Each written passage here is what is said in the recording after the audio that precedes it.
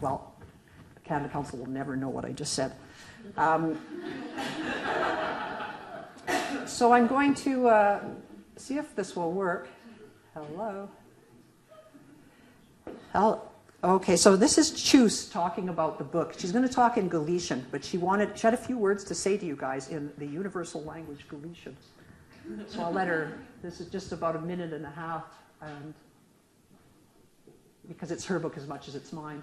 There's Chus. Hai uns días, a raíz dunha entrevista, Erín Moure preguntábame se tiña algún comentario que engadir. Contestei que non, ningún comentario, pero sí unha enorme ledicia, e tamén agradecemento. Para min, a traducción dun libro é a maior das fortunas. Se ademais de traducir, a traductora poeta escribe un novo libro a partir da traducción-lectura, eso é justamente e moi precisamente a felicidade. Eu leo o que ti escribes e escribo. Ti les o que eu escribo e escribes. Escribimos poesía para que circule. Con este libro, Erín logrou amosar isto que é o ser do poema, este comunismo, esta comunidade da poesía, que non é unha fusión, que non é unha comunión, senón máis ben unha exposición no límite. Non podo máis que agradecer. Este libro é unha amizade, é un don, é unha ofrenda que vai de América a Europa, de Galicia a Canadá, do inglés ao galego, de ti a min, de min a ti, e de nosas dúas xuntas, a todos aqueles e aquelas que pousen os ollos na súa escritura. Moitas gracias pola vosa atención e polo voso tempo.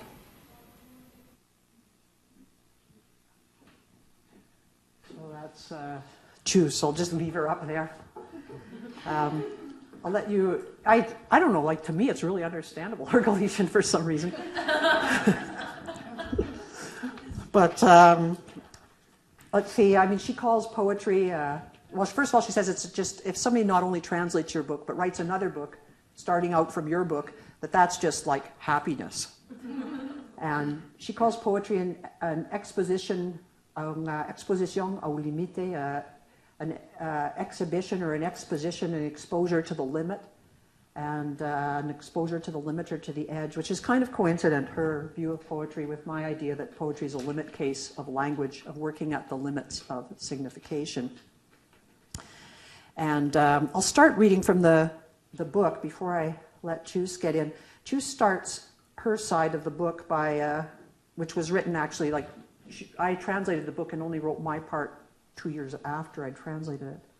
Anyways, hers starts with a quote from the Richard Howard translation of Roland Barthes by Roland Barthes. A readerly text, Chus quotes, is one I cannot rewrite. Can I write today like Balzac? A writerly text is one I read with difficulty unless I completely transform my reading regime. I now conceive that there may be a third text. Alongside the readerly and the writerly, there would be something like the receivable. The receivable is the unreaderly text which catches hold, the red-hot text, a product continuously outside any likelihood, whose function, visibly assumed by its scripter, would be to contest the mercantile constraint of the written, of what is written. This text, guided and armed by a notion of the unpublishable, would elicit the following response. I can neither read nor write what you produce, but I receive it, like a fire, a drug, an enigmatic disorganization. And so for my part, I altered by Ruin E. Rome, which is one of my names, I guess, Roland Barthes by Roland Barthes, so it's altered. A readerly text is one I cannot reproduce. Today I cannot write like Atwood. A writerly text is one I can read only if I utterly transform my reading regime. I now recognize a third text along the readerly and the writerly. Let's call it the intranslatable. The intranslatable is the unreaderly text which catches fire, burns in the mouth, an instance continuously outside any likelihood, whose function, ardently assumed by its scripter, is to contest the mercantile constraints on what is written. This text, guided and armed by a notion of material, prompts me to redact the following words.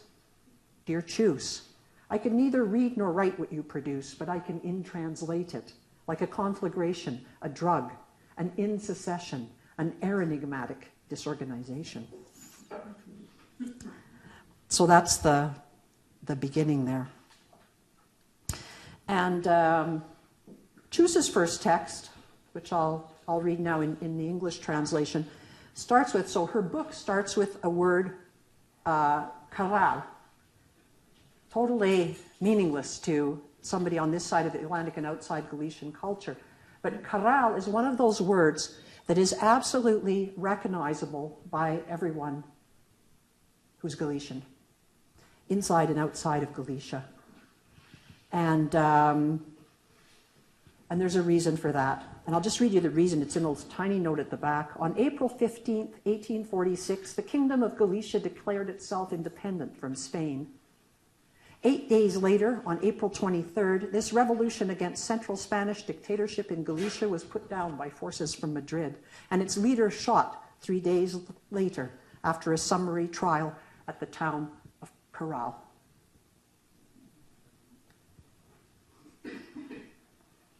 So I'll read you Chus's text, Caral. For a long time, I didn't know what the word meant, but I still kept reading the pages where the philosopher repeated, always in English, daffodils.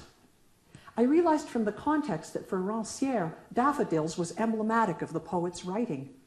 In the same way he used hummingbird for Mandelstam, he used daffodils for the author of the Prelude. In my youth, in my childhood, there were no daffodils, at least I don't remember them, not in the village nor in the flower shops. In the painter's city, in the author's city, I did visit one of those shops on the cobbler's street with my mother. It was an enigmatic sight, as if it hadn't always been a florist's, but was an old-fashioned shop that had once needed many shelves for shirts to keep merchandise where people could see it. But obviously there'd never been flowers there. Fog is what the shelves held. Behind the L-shaped counter, dark of chestnut wood. There were ghosts, and I breathed ghosts, very warm. There were 2 sales ladies, surely the owners of the shop and related in some way, particularly beautiful, with taut faces, very pale, and even back then they seemed from another era. Perhaps 2 sisters-in-law, 2 widows, or not. Maybe they were friends struck by misfortune, the death of some family member or beloved friend in the repression or at the front, perhaps. But there were places like that all over the city of Aurea when I was a child, full of solitude and fog. Olga's hat store near the Lycée, the beauty salon of the 2 sisters, like a nightingale and a swallow, but they didn't sing.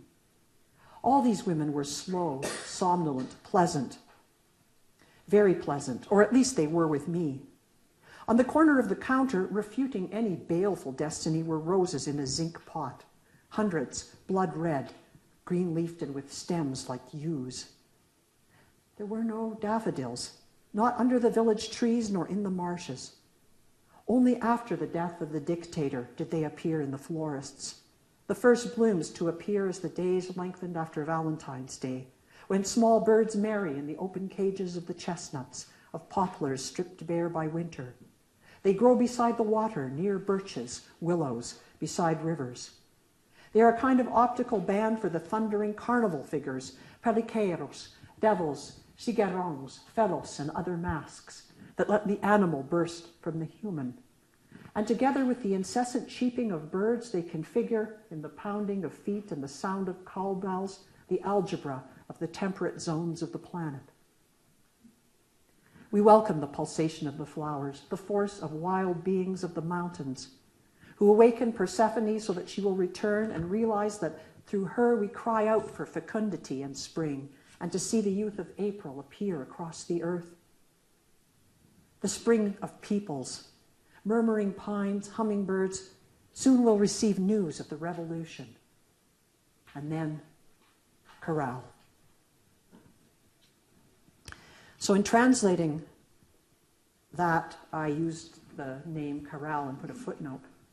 But for my own text, I had to find a word that would be as emblematic as the word Caral. And so my text is called Riel. I knew nothing more beautiful, and I had no word for beauty. standing at the stucco wall of the house, greeting with my arms the blooms that were my height and bore my name. Erin, Erin. Delicately veined purple flowers. They grew after the snow when sun had warmed the stucco wall that in turn warmed the soil beneath. I did not discern the difference between my name and theirs until that day. My mother squatted and her height went small beside me, and she told me in her language, "You are Erin. Those are irises." I remember her size and movement in one word, my name becoming two words in the mouth of my mother. Soul language comes clear in soft skulls. It is 1956. The anterior fontanelle gradually ossifies, the last fontanelle to close. I had never heard of a flower shop. The enigmatic sight for me was T. Eaton's, the national department store where my mother led me on a harness lined with green felt. I don't remember how we traversed the space between the wall and downtown, perhaps by bus. And I waited beneath a circular, low rack of women's clothes while she spoke with the sales clerks who were her height. And they made a noise like that. Women only went out then wearing hats and white gloves. Deef the Chief led our nation's parliament. The Canadian Bill of Rights was passed, the law over all laws. First Nations peoples were given the vote. My mother showed me how to read the newspaper that year. It held facts and was delivered to the porch, folded in on itself. One day, agitated, she pointed at the ink and admonished, "You are never to say the words drunken Indian." Thus the newspaper spoke not only the truth, but lies I was forbidden to utter. When you keep moving, you gain strength. Words and world coalesce thanks to this strength. There was a creek in the space behind the house, gurgle of waters I was too short to see, fenced with chicken wire, and one day the creek was filled in. The wire fence vanished. Yellow vehicles moved every earth. From this a flatland emerged, a plain of gravel and silence, and no more water. Infill houses were soon built on the new flats. Each summer, the Calgary Stampede gathered festive crowds at the Stampede Corral to honor ranchers who had fenced the prairies upon the vanishing of the buffalo. A small space by the wall held the Indian village. Here there had been no springtime of peoples, just dry leaves, oil barons, railway, and settlers. My mother's family from western Ukraine who settled where the Danizhe had been pushed north and west by the Cree, for the Cree had also been pushed west by settlement. In the south, others had signed Treaty 7, then starved. It was only as an adult that I knew of Riel and the repressed rebellions against the theft of lands, and Riel's voice gone wild and liquid as grass breathes in the white spring of prairie rivers. So those are the opening texts to the book. And so I'm going to go on and read, if it's not too unbearable, read some more here. Read a piece or part a piece here called, Chus's is called Anacos de un Abecedario. See if I can, I'll let you hear her read the first paragraph as she speeds by. There we are. Okay. It means fragments of an ABC or an alphabet. Anacos dun abecedario. Dentro e atrás, atrás do ollo, atrás da boca, dentro das palabras. Dentro e atrás do que nunca poderemos ver. O rostro propio, o ritmo trepidante da circulación sanguínea, as vísceras, as costas. É a dor, a luz que corta as pálpebras para que a mirada sexa mundo, o aire, oxíxeno, os ouvidos e a cadencia do logos. É a dor que de novo sela, tapa, desconecta para ir ao fondo e as cinzas do fondo. Mais alá da nada, da morte, da nada, desde onde hei volver a través dos soños, do sexo e da misericordia.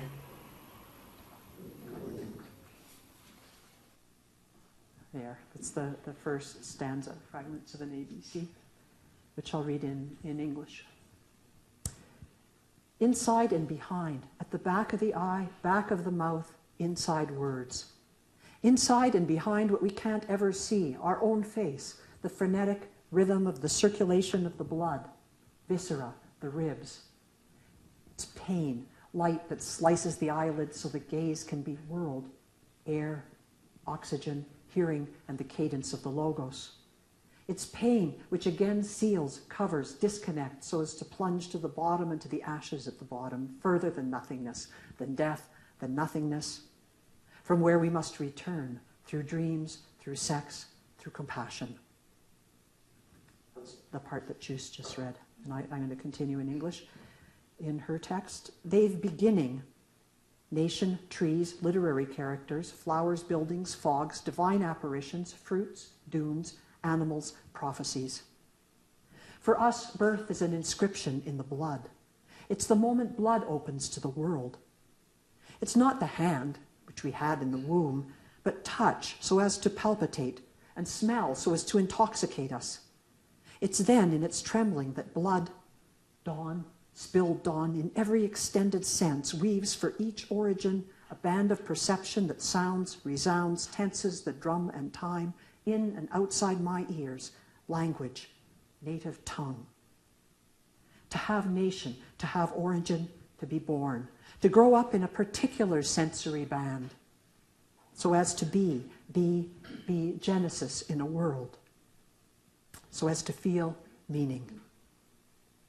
A nation is a conjunction of elements ordered in a reflexive, anti-symmetric, and transitive relationship.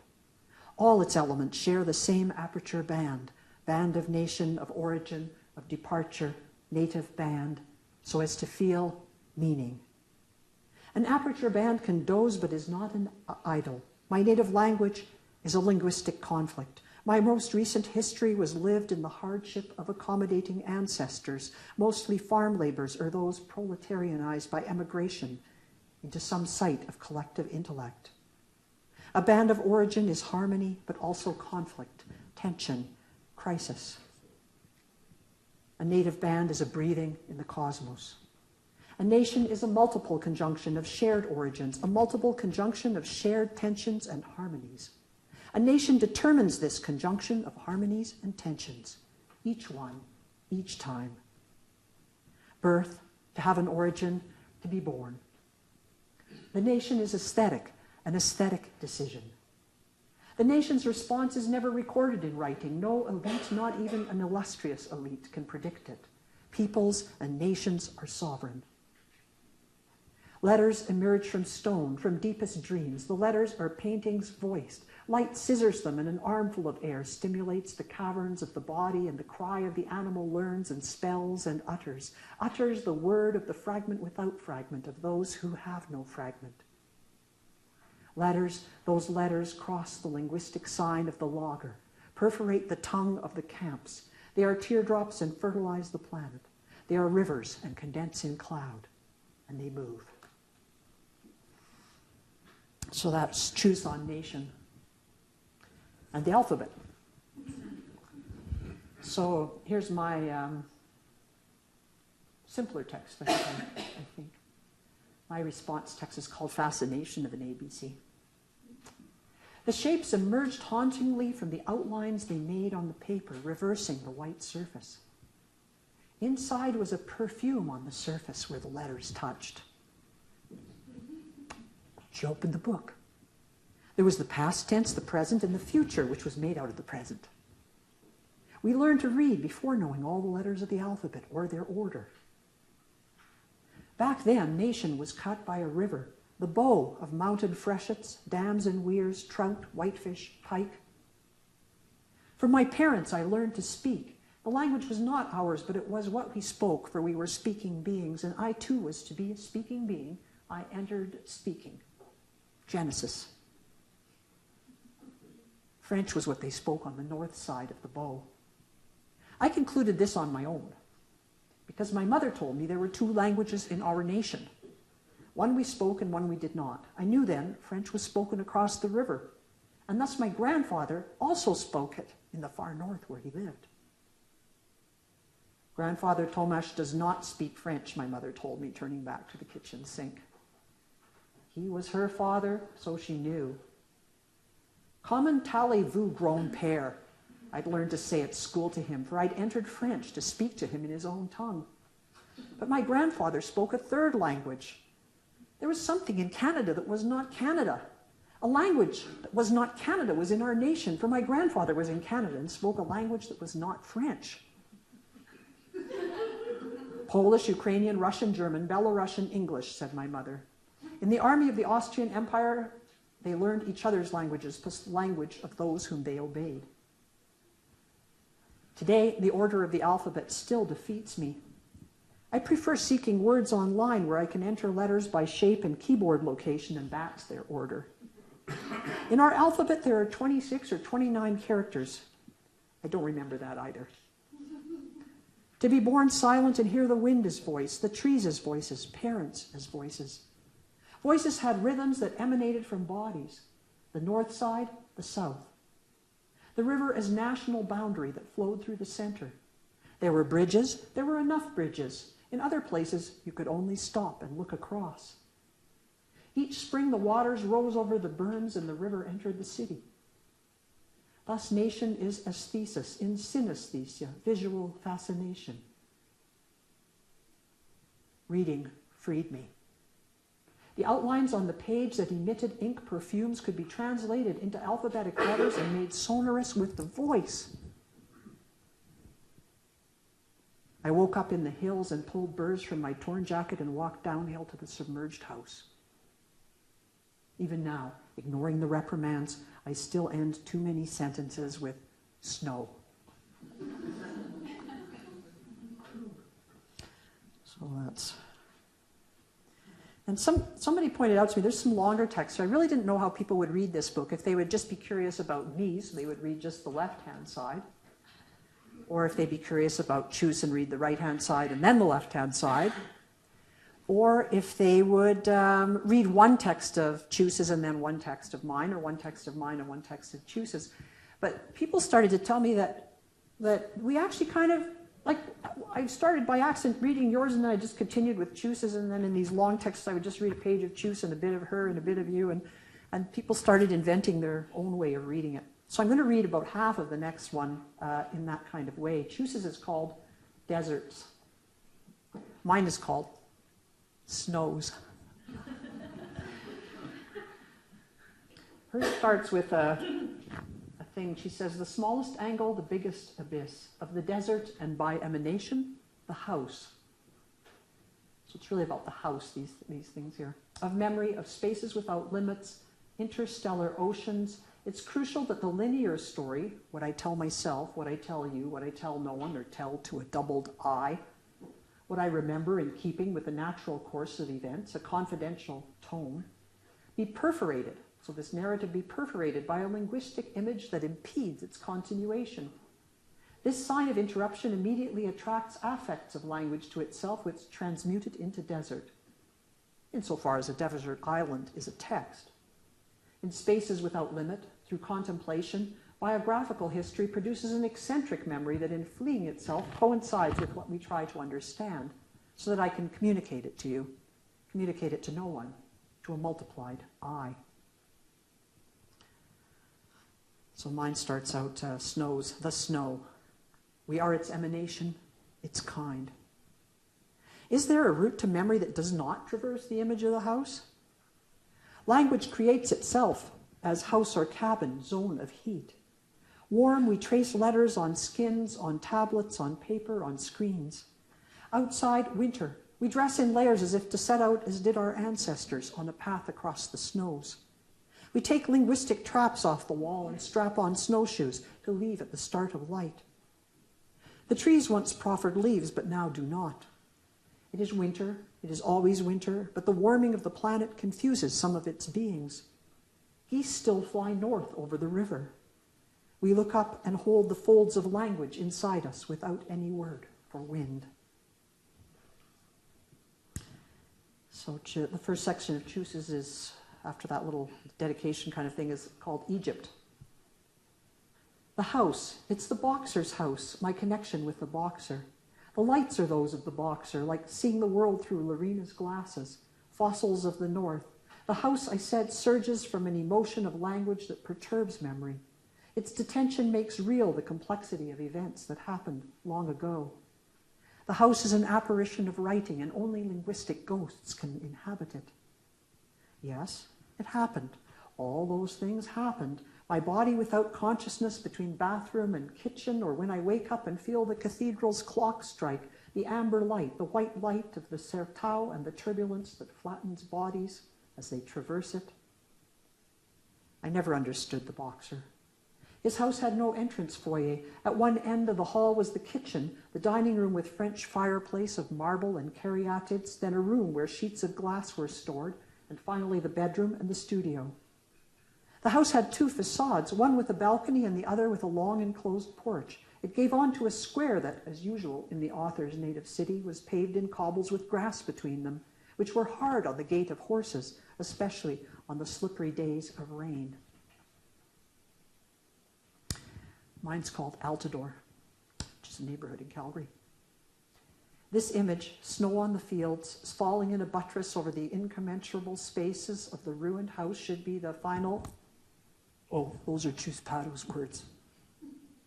In winter, for me, there is no house apart from the bungalow in which we grew and where my father lived over 50 years. I left, my brothers left, even our mother left to live in other houses. Later, my father, with his bad leg and operated spine and loss of memory, agreed to leave. That house was his memory. Away from it, he forgot our childhoods, reinventing us as the children he wished we had been, delicate, and our mother as the wife, serene, he wished she had been, or as his girlfriend. My own first memory of the house is of standing inside the back door on the small landing, looking up at two persons in the space where we ate. I wonder why these two beings were parents, and why I lived in that place. Why not in another house? I didn't understand what they were saying, yet I knew the sounds propelled these persons in the house so that even doors opened at their touch. My language was silence, plus a small vocabulary shared with their sounds, which seemed so readily to propel them onward. Chus. At some point, the partitions that separated the rooms from the hall were torn down, and light bent obliquely across unending darkness and serenity over the fields. This image, snow on the fields falling in a buttress over the incommensurable spaces of the ruined house, should be the final point and end of my story. Clearly, I haven't clarified a thing about my doings with the boxer, and I don't think I will. I often visited him in his house, but he rarely came to mine. I had a sunny office with a dark chestnut desk. The boxer, who sometimes wrote plays, dictated dialogue to me while I typed on a portable Olivetti lettera. Back then, neither the boxer nor I were hypochondriacs. But I write from memory, accepting words that beckon other words. Perhaps we were already ill. We never walked in the woods or by the sea or in the mountains. When I vanished into clandestinity, all my belongings fit in the Olivetti case, and that tiny case was my entire baggage. Why not over to me? Outside there were no lawns yet and no sidewalks. A decade had passed since the armistice in Europe and Japan. The population in Alberta had just tipped from rural to urban, as those who had served in the war had not returned to the farms. The homestead had become industry. We were doing what they dreamed for us when they, grandparents, had left everything behind: poverty, military service, allegiance to the Pan or Lord, to immigrate here. The road in front of the houses was tar and gravel, to which every year civic trucks added brown matter that glazed everything with small dust, and on top of that, dank tar which stank of fire. Behind each house was a burning barrel for garbage. Acrid. Later, the graveled alley appeared after the creek was filled. My early memories were of grasshoppers and wild oats and timothy, and the smell of burning and hot side of the barrel, in which the remains of what we had eaten were turned to ash. Chus, I never brought the boxer to the Limia either to show him the land of my grandmothers, nor to Vignoche, or Morphe, or Labousache, their villages. Sometimes we fled to Egypt, but that might not be true, though I was on a mule and carried a baby in my arms. Other times we lived amid dunes, but that might not be true either, because we were never at the ocean. We lived in an outer fold and were swifter than death. In autumn, we stocked up on wood. We continually moved the furniture. Furniture? Really? 2 desks and a punching bag. We lived in riverine forest. It was a sublime landscape. And geese flew over the river. Or we lived with beggars at the Burgess hot springs where roses flowered in April and poets levitated from the stone. I could go on to tell you how I met the boxer and how I went with my lovers to his house and how we made love, my lovers and I, in the boxer's bed, and how in that house, which is not really the house of the boxer, I first met a member of the resistance. He spoke the language of my grandmothers, i.e. Galician, was tall, slim, missing fingers on one hand and all the doors, all the shutters, all the windows were covered with photos taken by the boxer. They held his metamorphoses, port musicians, the port accordion, 7-bladed knives, pistols, the old farm laborers and European seamen, the cats, cows, chickens with human gestures, boxing rings, a masculine world of boxers and gambling dens, and the backdrops were all intensely vermilion, figures profiled in filigree silver. Back to my grasshoppers. We captured grasshoppers in jars, and we were urban. We had coats and hats, and my brothers had small bow ties in blue with rhinestones.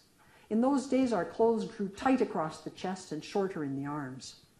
Nowadays, children have new attire so often that few experience the sensation of outgrowing clothes. My mother wanted us to be Canadians without hyphenation, so we had no national origin, except the yard and street and jars of grasshoppers. The creek now ran 1 street south of us, under the road. We skated in winter and in summer haunted riverine forests and fished trout from fast waters below the dam. The house is now demolished. Erected were townhome condominiums in, quote, an innovative fourplex design that exudes an expressionistic take on Scandinavian modernism, close quote. In the background of the photo of this innovation, which dominated the new condo section of the Herald on December 17, 2011, 3 tall spruces seem to hover but are actually rooted 1 street south in Grosco's yard, arbor trees given out at school when we were young. It is only here where I can know myself, here where I already have an imagined past life and a tissue of neural mappings. En revanche, I know myself entirely only in the shadows of the garage, behind that Altador house in summer heat, under a bullet-pocked tarpaulin, reading books from the Alexander Calhoun branch of the Calgary Public Library. When we read literature, we equip our brains to deal with ambiguous speech. We more easily recognize the ambiguity of all speech, its cultural grounding. Fiction allows us to inhabit the mind of another without urgency, increasing capacities for empathy and reducing the need for cognitive closure. Poems, being ambiguous, activate cells in more areas of the frontal cortex. Chus. By dawn, we fell asleep from sheer exhaustion. See, it fits. In the house, there was never anything for breakfast. I didn't have time anyway. I listened to the cathedral clock strike the hour, gathered my clothes. In the end, it reminded me of a Dürer engraving, Night, Death, and the Devil. I don't think the boxer was ever aware of me. The last time we saw each other, he asked if I was me. I answered, yes, I was me. Our situation was an argument of the flesh. I remember, without mentioning that this was always a perplexed memory, the distraction of this and of all memories in general, let's take it as a given. A red kerchief tied at his neck, his shirt with tropical birds, a painting of an armed robbery, a tavern and jealousy. At the bottom, the corpse, a tiny figure with a dagger in his heart. Near the horizon, looming tall, an uphill path. We vanished there, while a swing in the center of the studio obeyed the laws of fossils. Recently, the house had filled with rats. We slept on a mattress on the floor. The building tottered, and they'd already ordered it demolished. The boxer stopped using the toilet and urinated against the walls of the gym. It was time for me to head to the hills. I abandoned this house one morning at dawn, all dressed in green. Back to Erin. Embodiment, a sensorial increase, is thus at the center of any political life. Fact is, I couldn't speak the language of my grandmother. To our generation, it did not exist. For us, grandchildren of the immigrants and children of the immigrant, their resistances and grief had taken place somewhere very far away, where the scars of sadness still were, but they could not touch us. The only mention of the houses in that place was by an uncle. They were burnt in the war. We, in comparison, were safe from war, poor but never hungry, and we lived in plenitude alongside others of our settler nation who bore the names from across the east of Europe, from the scattering of borders and nations after the second conflagration. No one now remembers the origin of Altador, and they hardly use that word, for Mardeloup is what they most commonly call their expressionist community. But I knew it was short for Alberta plus the door, Old English door or gate. Under the tarpaulin I read, this year the moon eclipsed on midwinter's night, and King Egbert conquered the Mercian kingdom and all that is south of the Humber, being the 8th king, who is sovereign of all the British dominions. And from the sloping lawn and shrubberies in front of the house, there is a very commanding view of the sea. Back to the little conversation in Chus's piece, Hafa. Do you like this place? It's the most impressive cafe I've ever seen. Will you remember it? I'll remember the desperation, the patios, the concrete cracked by lemon blossoms. Why did you marry so young? I wanted a family to live in. What were you seeking? Sex. You found it?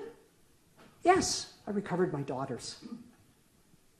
Another tea? Do you have more questions? Are you your own rival? For some time, I considered my texts to be hybrids, but writing is a mutant, a territory. What does sex mean to you?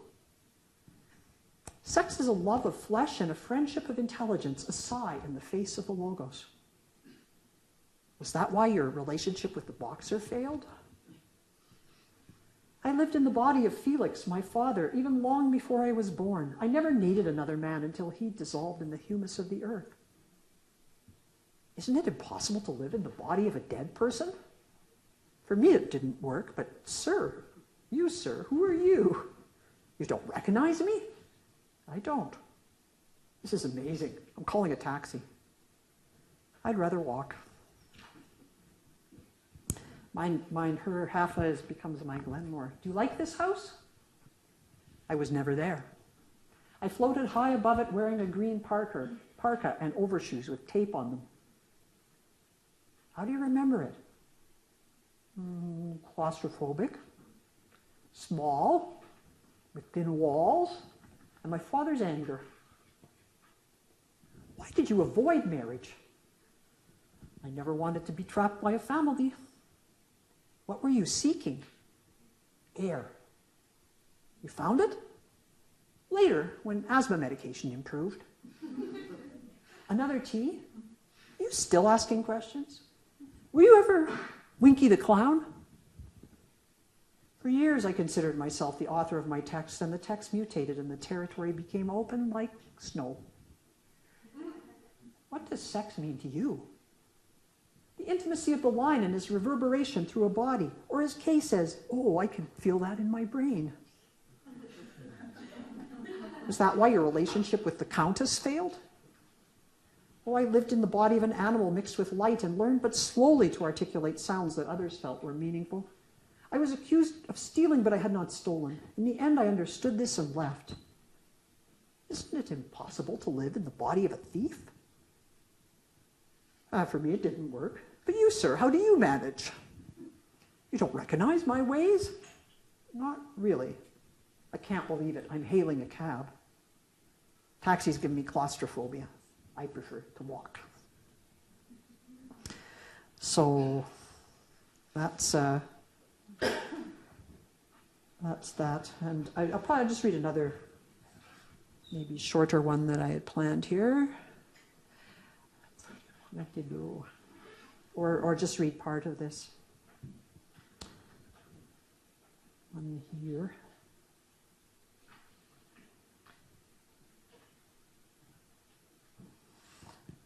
So this is from a piece called Litany from Cassandra, Poultice Couchgrass for Christa Wolf. Chus's is called Letter from Tangiers. And it's about colonization. Hers, it's a homage to Christa Wolf. Cassandra's, as well as being a classical figure, was a book by Christa Wolf. So I'll just start reading it somewhere in the middle here and just read a little section. Trying to admit excess who we are in a world that only recognizes, dotes, a few of the stereotypes, carcasses. I sometimes wonder who I am when my name is called, me, memory, and I don't recognize it. Others in the waiting room giggle when Erica is called and I ask out loud, is it me? Or when Moore is called and I stand up to answer, who do I think I am? Am I everyone? I always have to confirm if I'm called or not, confirm who I am and am not. Spanish? French? No, Galician, as Chus Patos and her companion said in the taxi in Tunis or Algiers. The result is I've never minded how people pronounce my name. I have no name. I'm mistaken for French. My name on the envelope today in the mail from my insurance provider is Erin Moure. That's me too. I too, with Chus Pato, recognize that instrumental reason is a promise that will never be fulfilled because its greatest satisfaction is the destruction of the species and surely of the planet. And I'm not a catastrophist either. Nor am I a slave replicant machine. As with Chus, I'm not destined to bring any satisfaction to capital. The feelings of repulsion are mutual. I believe in a responsibility to the unknown in the other who faces me or faces away from me. Apart from that, no, I can't answer any call to prayer. My mother, dying, told me we would test heaven, and if it were there, she would pull me into it. Well, you know what happened, as here I am. Christa Wolf, as a child, had to move with her family after the Second War across the border from former Germany to East Germany. The former Germany that was an area that became the west of Poland. In our day, they can sew body parts from someone else onto another person, and even faces can be sewn and become new faces. Then they did it with countries. The German poet Juliane Wolf's grandmother made that move too. Juliane Wolf will be here February 10th to the next panel that I'm having. I think of the grandmother leaving her kitchen forever and crossing a border that only existed the moment she crossed it. This was a land we once belonged to which we are attached in the very molecules of our brain. Juliane, who translates my work from English into German and writes the most amazing poems and has the great kind gentleness of someone from another solar system, once said to me that she felt relieved, knowing where the expelled Poles from my mother's village may have been sent, knowing they'd been scattered in northwest Poland, formerly German territory, where her grandmother had lived. If members of my mother's family had survived the war after all, perhaps they'd been settled in Juliane's grandmother's house and had eaten the soup she'd made and had to leave behind. Sometimes I can't believe I'm writing prose sentences. Thank you. I'm going to stop there.